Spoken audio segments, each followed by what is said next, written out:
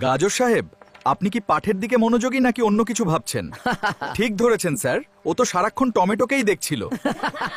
আরে না স্যার, তেমন কোনো ব্যাপার না, এমনি দেখছিলাম। বৃষ্টিটা তো বেশ বেড়ে গেল, ভালো হলো আমরা ছাতাটা নিয়েছি। হ্যাঁ, এভাবে ক্লাসের পর হাঁটা বেশ আরামদায়ক। চলো, এই বৃষ্টিতে আমরা একসাথে একটু হাঁটি। তোমার সাথে এই বৃষ্টি ভেজা পথটা আজ বড্ড ভালো লাগছে। আমরা কি কিছুটা সময় এভাবে কাটাবো না?